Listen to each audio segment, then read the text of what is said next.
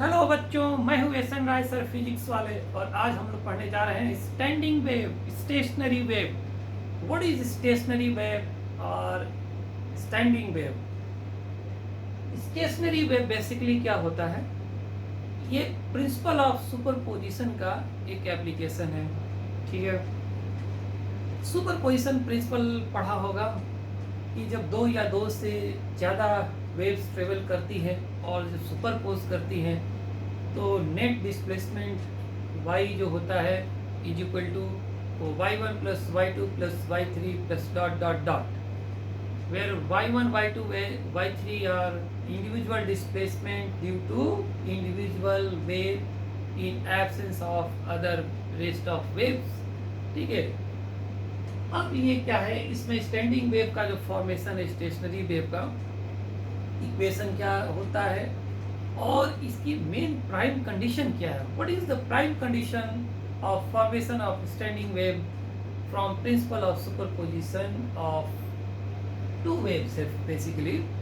अब देखिए, prime condition is the two travelling waves, the two waves must travel in opposite direction.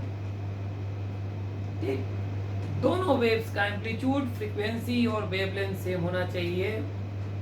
और अगर amplitude same नहीं हुआ तो स्टैंडिंग वेव परफेक्ट नहीं बनेगी, पार्शियल बनेगी, मतलब कुछ ट्रेवलिंग नेचर भी होगा।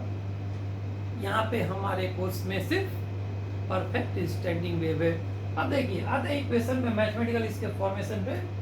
तो देखिए, दो ट्रेवलिंग वेव हमने लिया, एम्पलीट्यूड है साइन के एक्स माइनस ओमेगा टी। एक दूसरा ट्रेवलिंग वेव लिया हमने,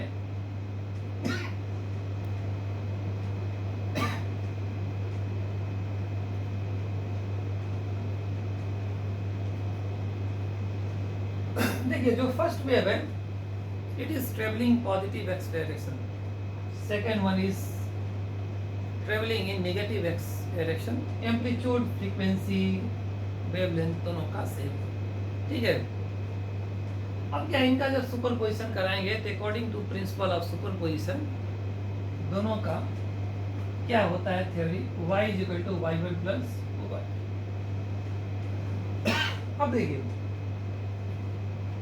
इन दोनों इक्वेशन को ऐड करते हैं तो इसमें a कॉमन हो जाएगा, साइन ये पोर्शन वो के एक्स माइनस ओमेगा टी और साइन के एक्स प्लस ओमेगा टी। ठीक है, ए कॉमन हो गया, राइट।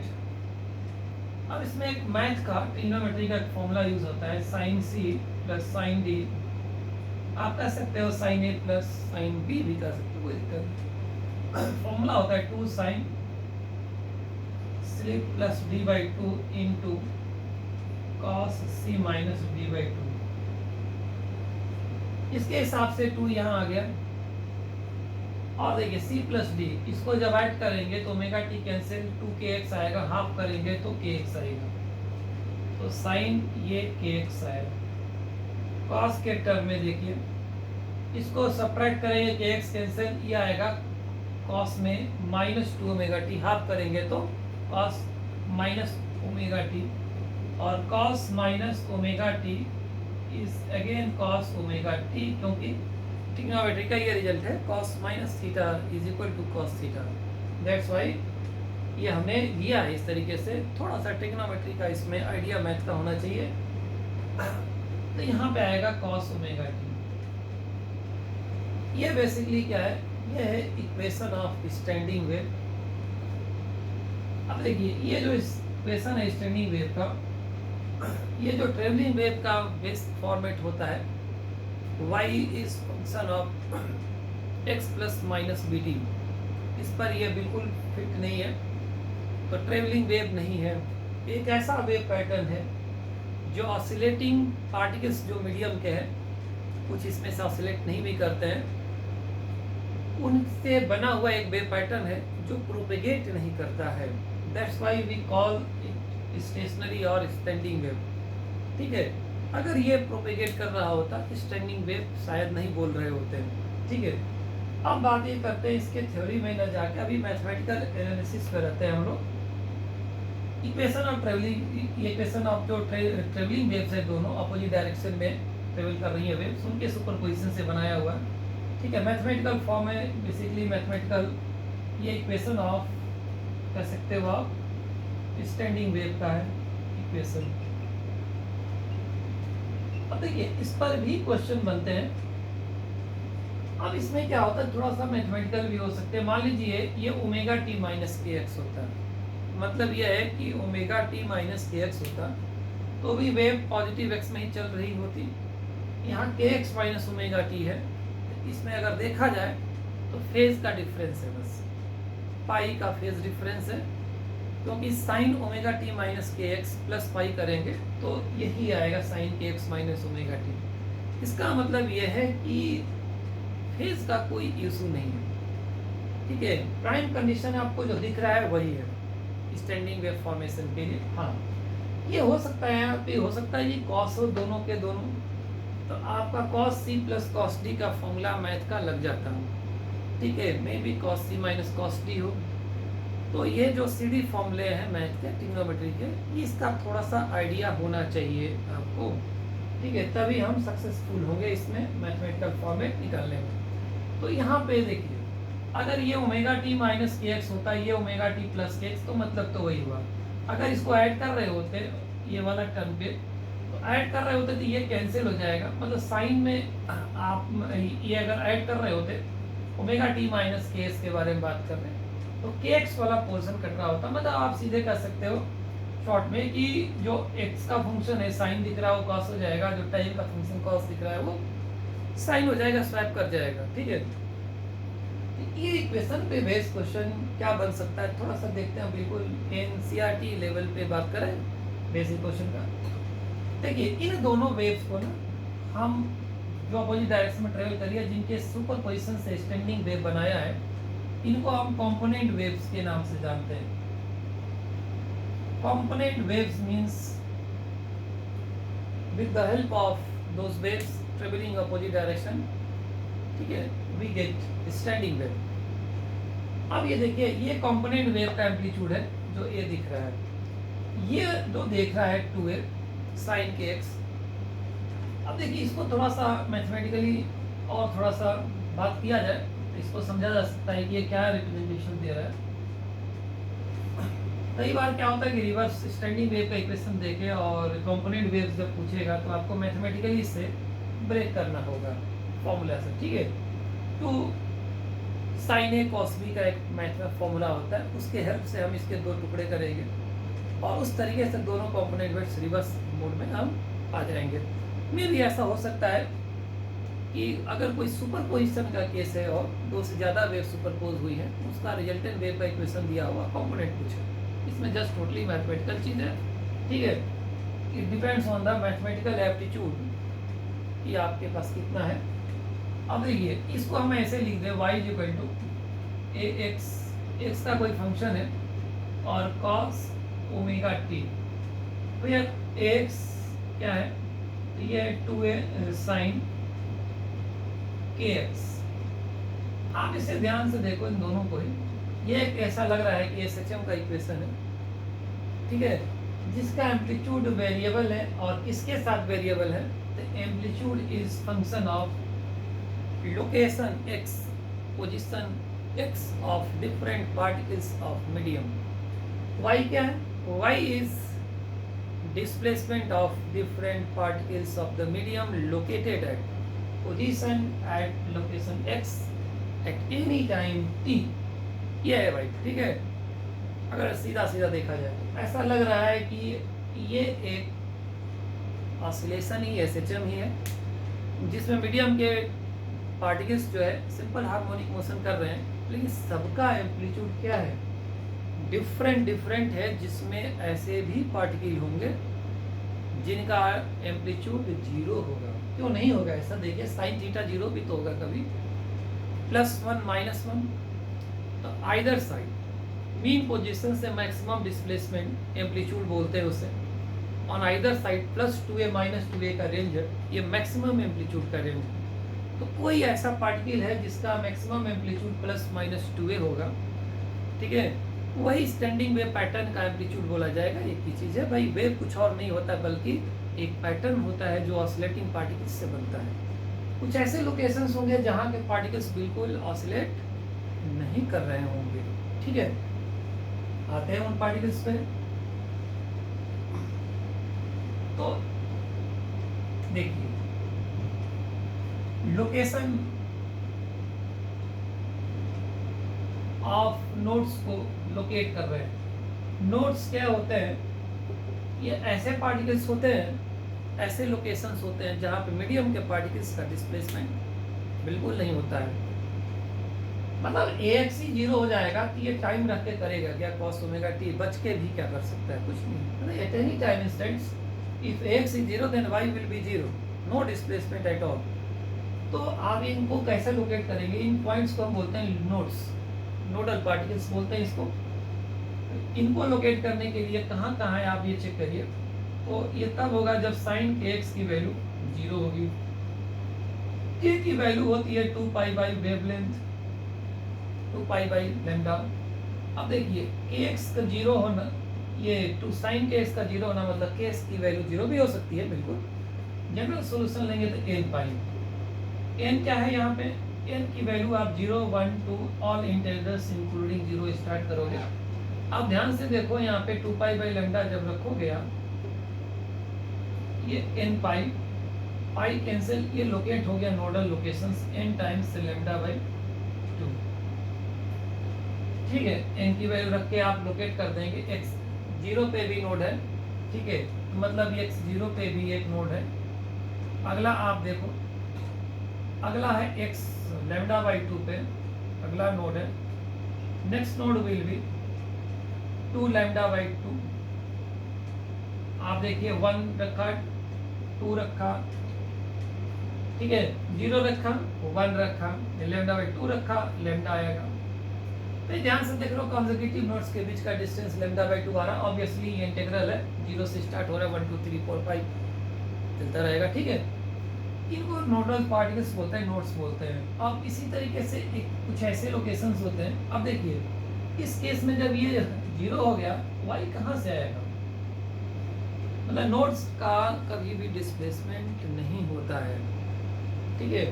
अब देखिए अगर साइन का जो फंक्शन देख रहे हैं, x का फंक्शन है साइन पार्ट, तो x zero will V node. अगर ये cos kx होता, जैसा कि हम कह रहे थे कि अगर ये ओमेगा टी माइनस के एक्स और ओमेगा टी प्लस के एक्स का फॉर्मेट रहा होता, तो उसमें cos के एक्स आता, तो x जीरो पे नोड नहीं लोकेट होता बल्कि एंटी नोड लोकेट होता है। यहाँ पे देखिए एक चीज़ कॉमन आएगा, 2 कॉन्सेक्यूटिव नोड्स जो देख रहे हैं यहाँ पे, सेपरेशन डिस्टेंस लैम्डा बाई 2 है। उसी तरीके से 2 लगातार एंटी नोड्स का डिस्टेंस भी लैम्डा बाई 2 ही आएगा। तो लोकेशन ऑफ एंटी नोड्स निकालते हैं। अगर लोकेशन ऑफ एंटी नोड्स, इसमें क्या होगा, साइन के एक्स की जो वैल्यू है वो प्लस माइनस 1 होगी। एम्पलीट्यूड जो एक्स होगा इन लोकेशंस का प्लस माइनस 2 होगा। इसके लिए के एक्स की जो वैल्यू होगी ये odd multiple of pi by 2 होगी। 2 पाई बाई लैम्डा इसे हम रखते हैं, अगर यहाँ पे पाई कैंसिल हो जाएगा, मतलब के की वैल्यू रख दिए 2 pi by lambda, pi cancel. ये देखिए लोकेशंस जो आ रहा है ऑड नंबर है 2n माइनस 1, ये आ रहा है लैम्डा बाई 4 का ऑड मल्टीपल। n की वैल्यू यहाँ पे 1 2 एंड 3 4 एंड 1 से स्टार्ट करना है। वे 2n minus 1 is basically odd number है। आप कह सकते हो 1 3 5 7 9 एंड ऑल ऑड नंबर्स। ये लोकेशन आप देखिए, फर्स्ट जो नोडल एंटी नोड्स आएगा वो लैम्डा बाई 4 पे आएगा, मतलब कि पहला जो एंटी नोड लोकेशन आएगा वो आएगा लैम्डा बाई 4 पे। देन नेक्स्ट वन क्या आएगा, आप देखिए ऑड नंबर 3 लैम्डा बाई 4 पे आएगा। नेक्स्ट वन क्या आएगा, 5 लैम्डा बाई 4 पे आएगा। सारा नहीं बना रहे। इनके बीच की लगातार 2 एंटी नोड्स के बीच का डिस्टेंस भी ध्यान से देखिए, लैम्डा बाई 2 ही आएगा। कोई कहीं मिले, ठीक है, इस कंडीशन में जहां लिखा है वही मिलेगा। आप देखिए, ये तो बहुत ब्रीफ हमने एक डेरिवेशन के थ्रू बात किया है थ्योरी का। एंटी नोड्स और नोड्स, एंटी नोड्स कौन सा लोकेशन है, वहाँ पे जो मीडियम का पार्टिकल होगा उसका displacement maximum, amplitude of vibration maximum होगा, ठीक है। 2a होगा प्लस माइनस 2a आ जाए साइड में। इसका मतलब कि रेस्ट ऑफ जो पार्टिकल्स होंगे, नोड्स वाले तो भाई वाइब्रेट नहीं करते हैं, एंटी नोड्स का एम्पलीट्यूड ऑफ वाइब्रेशन सबसे मैक्सिमम होता है, बाकी जो और पार्टिकल्स हैं उनका इन्हीं के अंदर में होगा, चाहे जो होगा, ठीक है। आपसे पूछा भी जा सकता है कि जिसका ए एम्पलीट्यूड है उसका लोकेशन क्या है भाई, कहाँ कहाँ है, ठीक है। कुछ ऐसे भी पार्टिकल्स होंगे जिनका एम्पलीट्यूड्स ऑफ वाइब्रेशन सेम भी हो सकता है, क्यों नहीं होगा भाई। ऐसे ही कॉमन बात देखिए, हर एंटी नोडल पार्टिकल्स जो होंगे एंटी नोड्स पे सेम ही होगा एम्पलीट्यूड। इसी तरीके से और भी है जो इतना नहीं होगा, लेकिन 0 और 2a का ही रेंज है, ठीक है। अब आते मान लीजिए कि ये जो आप देख रहे हैं जो स्टैंडिंग वेव फॉर्म हुआ है, सपोज करिए कि एक स्ट्रिंग पे जिसका दोनों एंड क्या है वो फिक्स है, उस पर ये स्टैंडिंग वेव एक फॉर्म हुआ है। छोटा सा एग्जांपल है, क्वेश्चन कर सकते हो। मान लीजिए एक ये दोनों एंड फिक्स स्ट्रिंग पे, इसकी लेंथ है 60 सेंटीमीटर, ठीक, और इसमें एक स्टैंडिंग वेव फॉर्म हुई है, ठीक है, जिसका इक्वेशन हमें दिया गया है। Standing wave equation is given obtain on this string fixed at both ends. अब देखिए ये इक्वेशन है y equal to 4 sin pi x by 15 cos 96 pi t at any time t location x। x और y जो देख रहे हो इन centimetre है, और जो टाइम देख रहे हो वो सेकंड में है। अब देखिए इसमें कुछ भी पूछा जा सकता है फिलहाल, और ध्यान से देखिए x0 जो है वो नोड ही बनेगा क्योंकि साइन का टर्म है x फंक्शन में। और देखिए जहाँ पे जो दोनों एंड फिक्स है ये नोड बनना तय है, ये परमानेंटली रिजिड पॉइंट है, ये नोड ही बनेगा, इसको आप कभी भी ऑसिलेट नहीं करा सकते क्योंकि रिजिडली फिक्स है। बाकी का देखते हैं।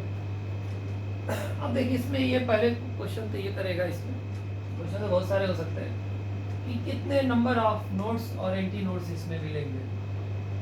Find the number of nodes and anti nodes, ये बताना है इसमें। दूसरा इसमें ये बताना है find the velocity of particle, velocity of particle at x is equal to 7.5 centimeter location पे at time t is equal to 0.25 second moment पे। बाकी ये भी पूछा जा सकता है कि what is the maximum displacement of the particle located at x is equal to 5 centimeter, जो भी है। अब देखिए फिलहाल इन दो मेन क्वेश्चंस को करते हैं। एक देखिए ये लेंथ दिया है 60 सेंटीमीटर, जब भी कभी पूछा ना कितने नोड एंटी नोड बनेंगे, दो तो नोड दिख गए हमको, एंटी नोड का पता नहीं है। सबसे पहले आप लोकेट करिए x0 पे कौन है, नोड है, पक्की बात है, इक्वेशन भी यही इन्फॉर्म कर रहा है हमको, ठीक है। अब एंड ऑफ लेंथ 60 सेंटीमीटर के पे भी एक नोड है, दो नोड तो हो गए। अब देखिए अब इसमें दो लगातार नोड्स का और दो लगातार एंटी नोड्स का, दोनों में से कोई भी हो, कंसेक्यूटिव हो, डिस्टेंस होता है लैम्डा बाई 2, ठीक। अब क्या है, लैम्डा वेवलेंथ कैसे निकालेंगे, साइन के एक्स में के दिख रहा है आपको, तो के की वैल्यू होती है 2 पाई बाई लैम्डा, इसकी वैल्यू है यहाँ पे पाई, एक्स के बगल में coefficient pi by 15, pi cancel यहाँ से देखिए 2 बाई लैम्डा 1 बाई 15, तो लैम्डा बाई 2 कितना 15 सेंटीमीटर में चल रहा है। जब आप ये पता कर लिए कि हाफ वेव लेंथ 15 सेंटीमीटर है, तो ये बताइए जब ये नोड है तो अगला नोड लगातार में अगला नोड कहाँ होगा, लैम्डा बाई 2 पे, मतलब 15 पे। आप सीधे काउंटिंग कर लीजिए 60 सेंटीमीटर के कितने टुकड़े 15 के होंगे। तो देखिए 30 और 30 का आधा आधा 15 15 के 4 टुकड़े होंगे। तो देखिए सीधे कंफर्म हो गया कि ये 4 टुकड़े बराबर कर दिए 15 15 का λ/2 का। ठीक है, तो इससे क्लियर कट लग रहा है कि नोट्स कितने हो गए भाई, 3 + 2 किनारे वाले 2 5 हो गए। तो नंबर ऑफ नोट्स की जो वैल्यू आ गई वो 5 है। अब एंटी नोड, आप देखिए अभी थ्योरी पढ़ा हमने कि एक नोड है तो अगला एंटी नोड होगा λ/4 पे। ठीक है, फिर अगले 3 λ/4 पे अगला एंटी नोड होगा। तो हम ये कह सकते हैं अब हर दो नोड जो लगातार है ना उसके बीच बीच में एक एंटी नोड है, आपको बताने की जरूरत ही नहीं है।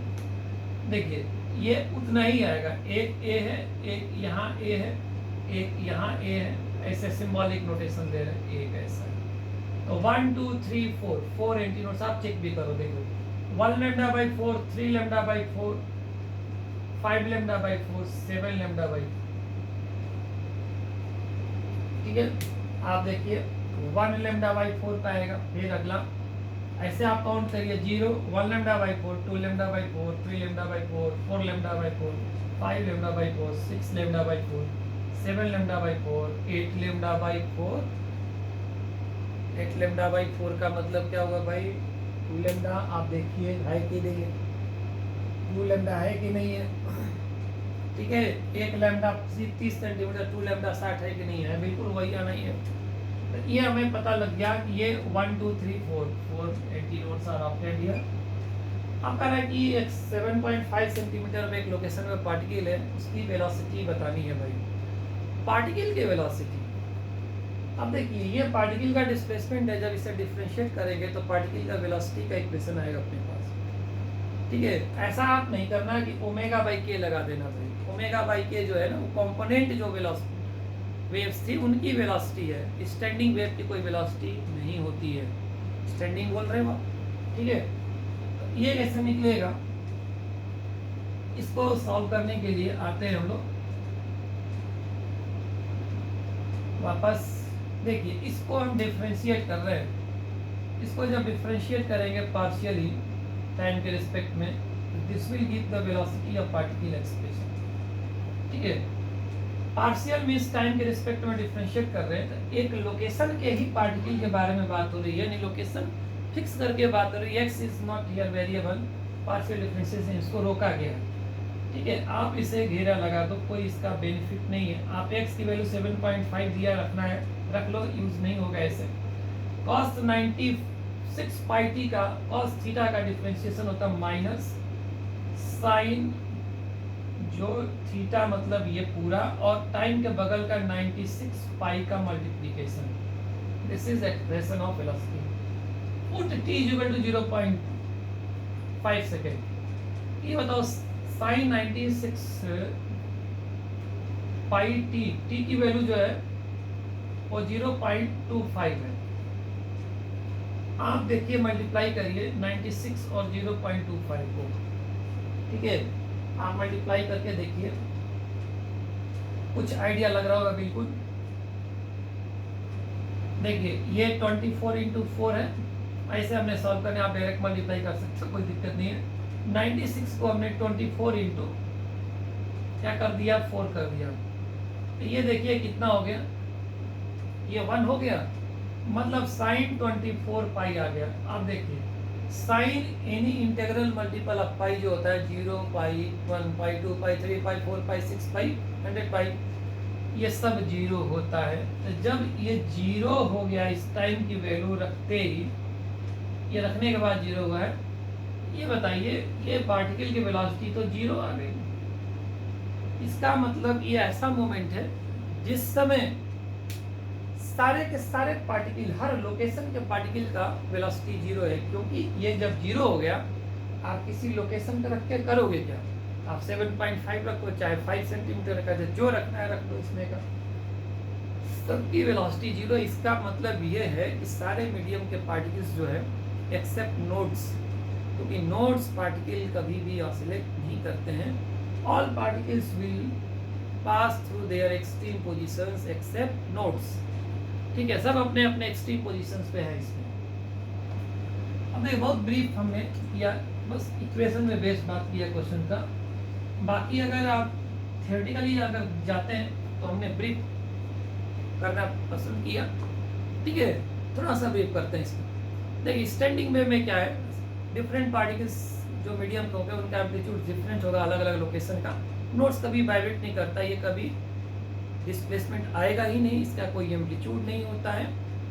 और इसमें दो लगातार नोड्स के बीच में जितने भी मीडियम के पार्टिकल्स होंगे वो सब सेम फेज में होंगे, मतलब फेज डिफरेंस 0 होगा, ठीक है। और पहला दो नोड्स का रीजन है और अगला जो नेक्स्ट रीजन होगा दो नोड्स के बीच का, उनके पार्टिकल्स जो होंगे अगल बगल लूप के, ये अपोजिट फेज में होंगे, 180 डिग्री का फेज डिफरेंस होता है, ठीक है। सब पार्टिकल्स एक साथ अपने एक्सट्रीम पे जाएंगे, अपने मीन से क्रॉस करेंगे, एम्पलीट्यूड भले ही डिफरेंट है बट फ्रीक्वेंसी और टाइम पीरियड सारे पार्टिकल्स का सेम होता है, नोड्स पार्टिकल को छोड़कर। नोड्स ऑसिलेट नहीं करते हैं, ठीक है, बार बार बोल रही है। और इसमें जो मीडियम के पार्टिकल्स के बीच में फेज डिफरेंस आएगा आइदर 0 डिग्री और 180 डिग्री, नथिंग एल्स। इन दो के अलावा कोई थर्ड ऑप्शन नहीं हो सकता, इम्पॉसिबल है बिल्कुल, ठीक है। ये एक से चीज़ें थ्योरेटिकल है और हमें पता चल रहा है कि क्या हो रहा है। There is no energy transfer across the nodes from one region between the two nodes to the another region between the two nodes.